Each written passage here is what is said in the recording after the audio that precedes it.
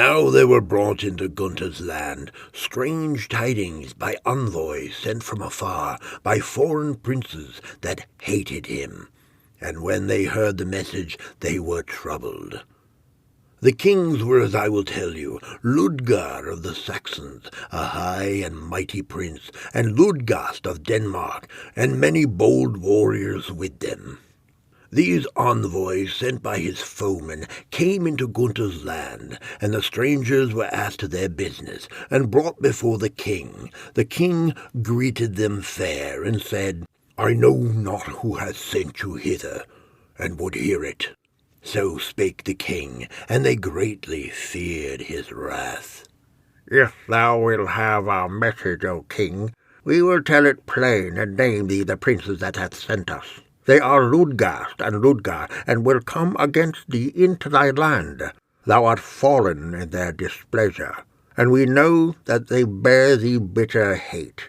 They come hither with an armed force to Worms by the Rhine, they and their warriors. Wherefore be warned, inside of 12 days they will ride. If thou hast trusty friends, let it appear now. Let them help thee to keep thy castles and thy country. For or long there will be smiting of helmets and shields here. Or wouldst thou treat with them? Then declare it straightway that thy foemen come not nigh thee to thy hurt, and that goodly knights perish not thereby. Tarry a while. Ye shall have answer betimes, that I may bethink me, said the good king. If I have true liegemen, I will not hide it from them, but will take counsel with them on this hard matter. Heavier now of his cheer was Gunther. He pondered the message secretly in his heart, and summoned Hagen and others of his men, and sent to the court in haste is for Gernot. His best knights drew round him, and he said, Without cause, and with a mighty array, foemen come hither against us in our land. Thereto answered Gernot, a hardy and bold warrior, We shall hinder that with our swords. They only perish that fate dooms. Let them die. They shall not turn me from honour. Our foemen are welcome. Spake Hagen of Trony then, Methinketh that were unwise. Ludgast and Ludgar are proud men withal, and we can hardly in so many days muster our men. Therefore the bold knight said, Tell Siegfried. They bade lodge the envoys in the town, albeit they were his foemen. Gunther the great king commanded the folk to entreat them well. Rightly he did so, till that he knew the friends that would stand by him. The king was heavy of his cheer, and Siegfried the good knight saw that he was downcast, but wist not the reason, and asked King Gunther what ailed him. I marvel much, said Siegfried, that thou takest no part in our sports as heretofore. And Gunther the doughty knight answered him, Not to every man may I declare the secret heaviness of my heart. Only unto true friends shall the heart tell its dole.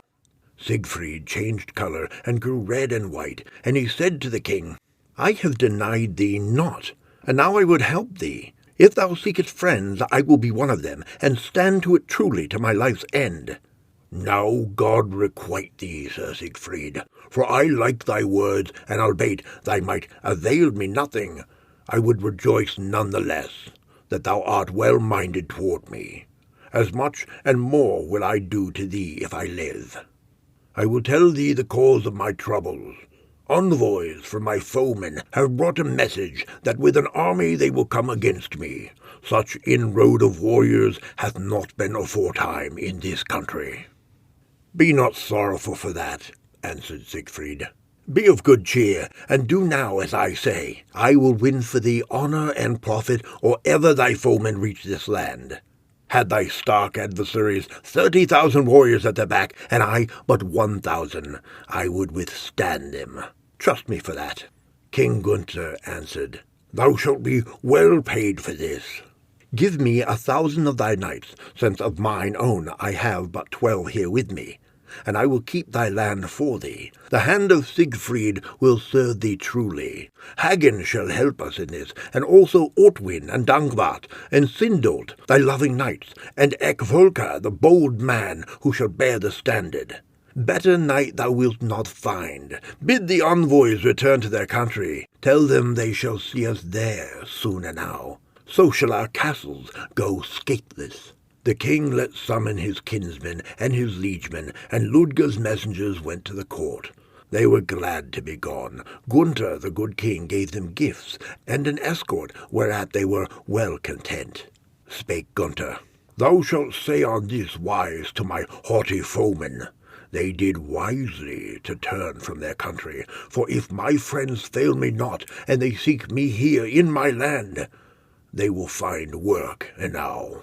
They brought out rich gifts for the envoys, whereof Gunther had to spare, and these said not nay.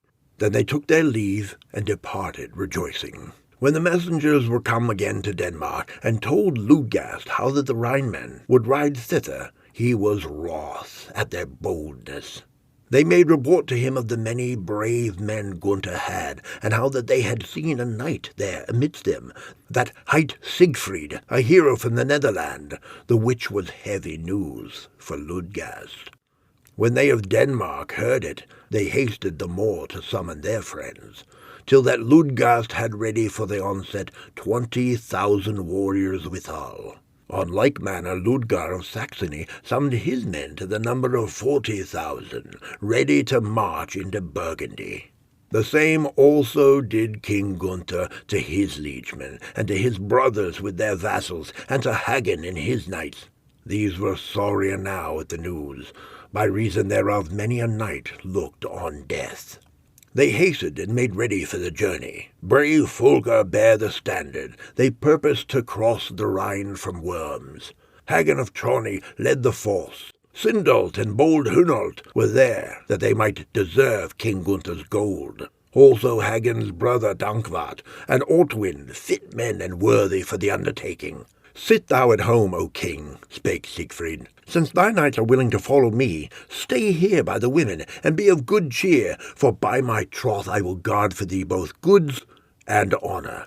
I will see to it that they that seek thee here at Worms by the Rhine bide where they are. We will pierce deep into their country, till their vaunting is turned to sorrow. They passed from the Rhine through Hesse against Saxony, where the battle was fought afterward. With plunder and with fire they laid waste the land, the which both the princes found to their cost. When they were come to the marches, the warriors hasted forward, and Siegfried began to ask them, Which of us shall guard the rest from surprise? More to their hurt the Saxons never took the field. They answered, Let bold Dankwart guard the young knights. He is a good warrior, so shall we come in less scathed by Ludgar's men.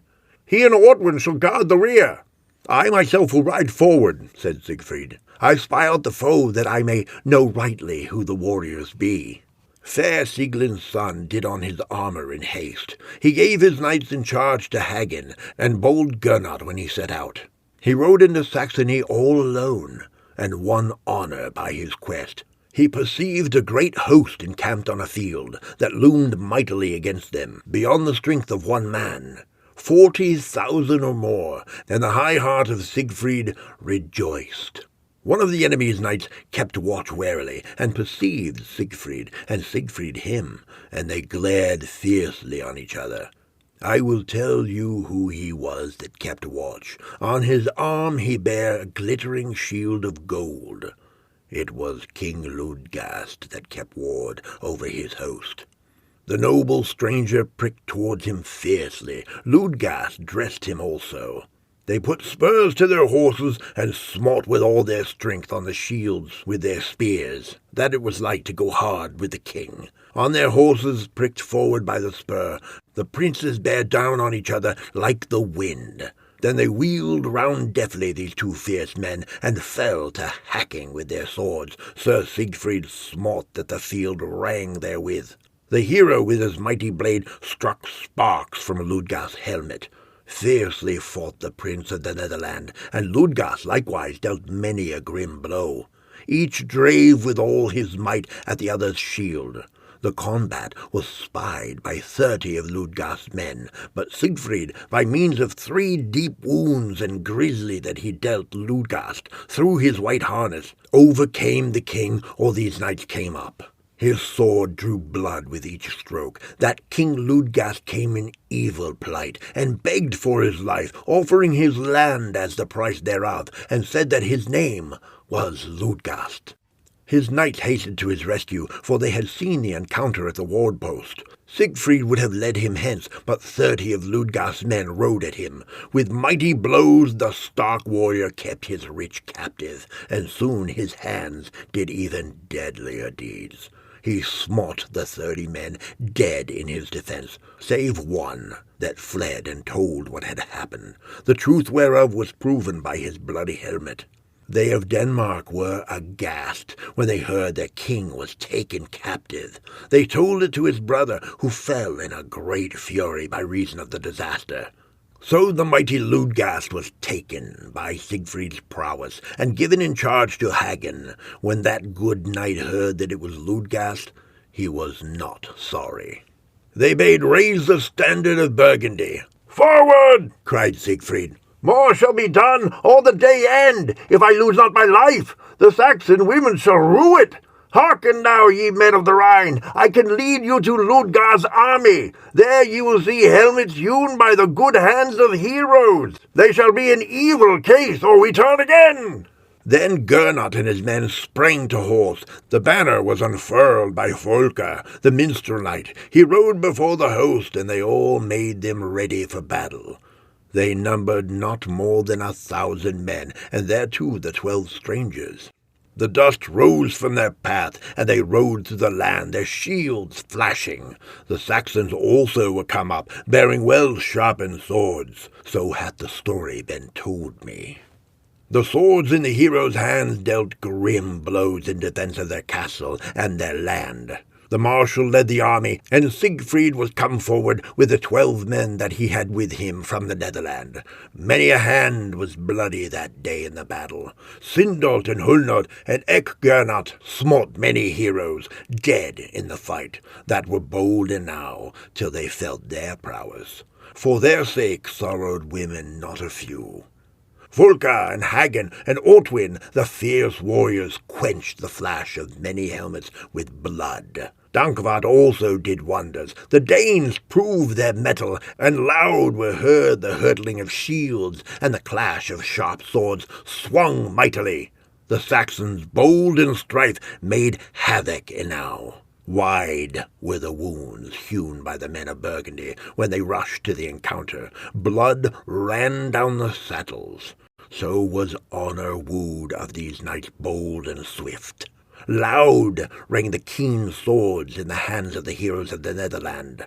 When they rode with their lord into the fray, they rode with Siegfried like good knights. None from the Rhine kept pace with him. By reason of Siegfried's hand, streams of blood ran from bright helmets, till that he lit on Ludgast amidst of his men. Thrice he pierced through the army of the Saxons, and thrice returned. Hagen by the time was come up with him, that helped him in his quest. They slew many a brave knight.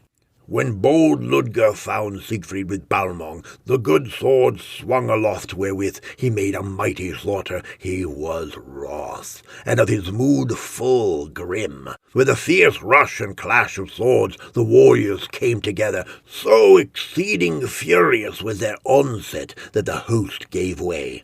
Terrible was their hate. The Saxon king knew well that his brother was taken captive, and he was wroth thereat, but he knew it not for Siegfried's work till now. They had blamed Gernot, now he found out the truth. Ludger smote so hard that Siegfried's horse reeled under him, but when he was come to, Siegfried was more terrible than afore. Hagen and Gernot, Dankwart and Hölker stood by him. The dead lay in heaps. Sindolt and Hunald and Ortwin the knight slew many in the strife. The princes held together in the fray. Bright spears in the hands of heroes flashed above the helmets that clave the shining bucklers in twain. Many a massy shield was red with blood.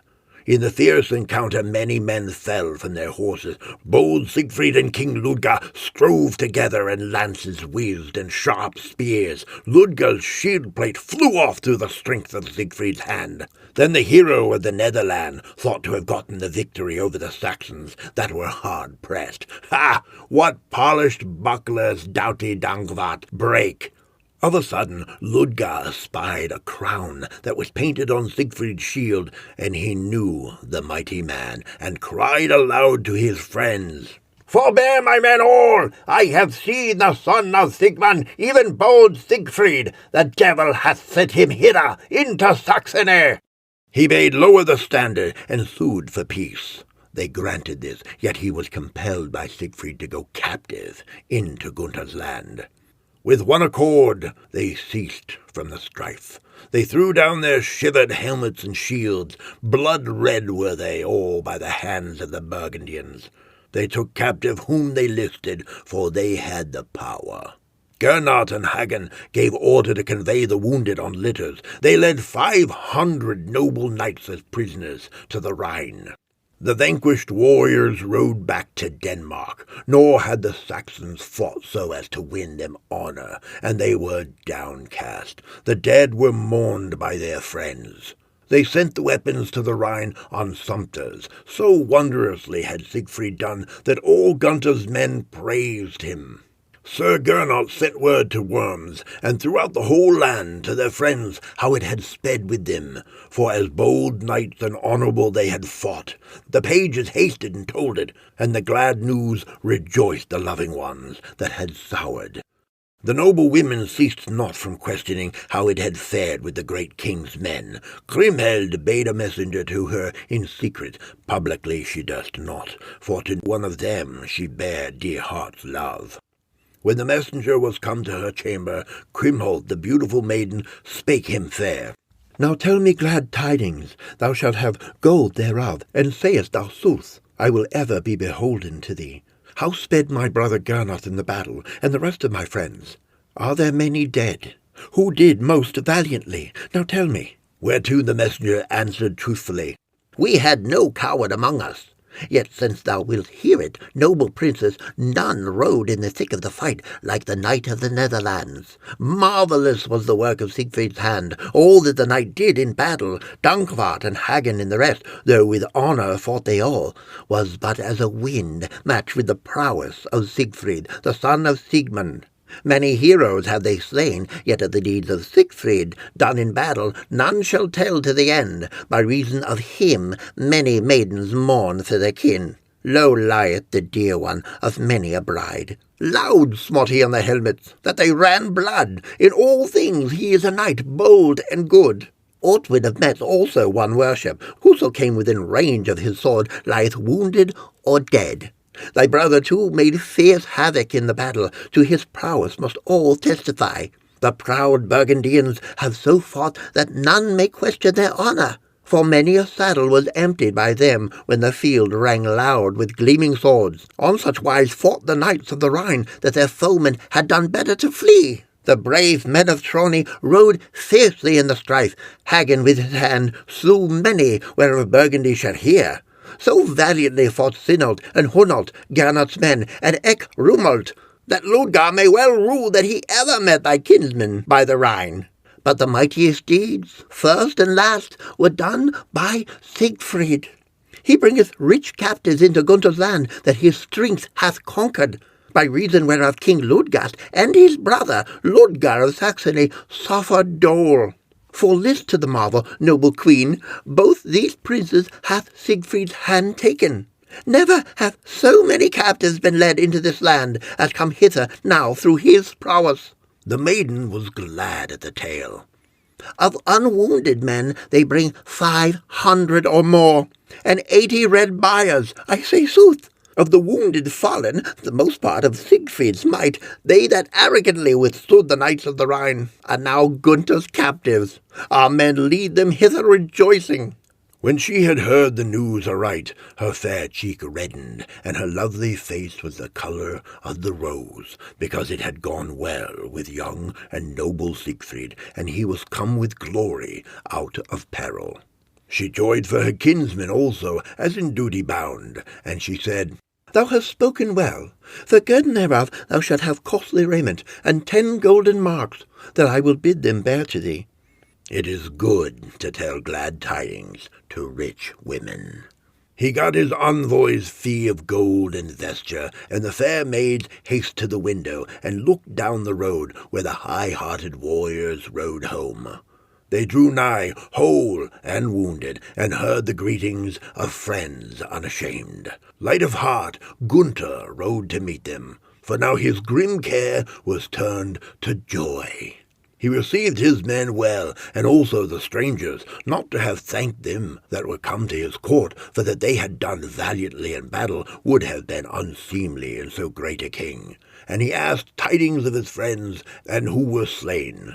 None were lost to him save 61, and these were mourned, as many a hero hath been mourned since. They that were unhurt brought many battered shields and shivered helmets back to Gunther's land. The warriors sprang down from their horses before the palace, and there was a joyful noise of welcome. Order was given to lodge the knights in the town, and the king commanded that his guests should be courteously entreated, and that the wounded should be seen to and given good chambers. So he approved himself generous to his foes. He said to Ludger, Thou art welcome. Much scathe have I suffered through thee. Yet if I prosper henceforth, I will consider myself well paid. God reward my warriors, for well have they served me. Thou hast cause to thank them, answered Ludger, for nobler captives were never won for a king, and gold without stint shall be thine, if thou do well by me and my friends. Said Gunther, Ye shall go free, yet I must have a pledge that my foemen quit not my land till peace be sealed betwixt us. And they promised it, and gave their hand thereon. They led them to their quarters to rest, and saw the wounded men laid softly in their beds. They set before them that were whole meat and good wine, and never were men merrier. They bare the battered shields away into safe keeping, and the bloody saddles of which they were enow they hid, that the women might not grieve thereat. Many a weary night was there. The king entreated his guest right royally, and the land was full of friends and of strangers. He bade see to the sore wounded ones, whose pride was brought low. To them that were skilled in leechcraft, they offered a rich fee of unweighed silver and yellow gold, that they might heal the heroes of their wounds gotten in battle. The king sent also precious gifts to his guests. They that thought to ride home were bidden stay, as friends, and the king took counsel how he might reward his liegemen that had done valiantly for his sake. Sir Gernot said, Let them go hence for the present, and summon them after 6 weeks to a hightide. Many will then be whole that now lie sick of their wounds. Siegfried of the Netherland would have taken leave also, but when King Gunther knew his intent, he besought him lovingly to tarry, the which Siegfried had not done but for Gunther's sister's sake. He was too rich to take money, albeit he well deserved it. The king loved him, and also the king's kinsmen that had seen the deeds wrought by his hand in battle.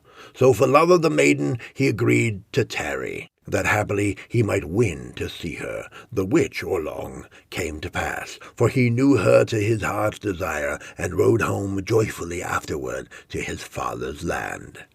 The young knights obeyed the king's command willingly, and practised daily at the tourney. Seats were raised on the stand before Worms for the guests that were coming into Burgundy. When it was time for them to arrive, fair Kriemhild heard the news that they were about to hold a hightide with their friends. Then the beautiful women busied them with their kirtles and their headgear that they were to wear. Uta, the great queen, heard of the proud knights that were coming, and gorgeous robes were taken from their wrapping cloths. For the love of her children she bade bring forth the garments. Many women and maidens were adorned therewith, and of the young knights of Burgundy, not a few, to many of the strangers also, she gave goodly apparel.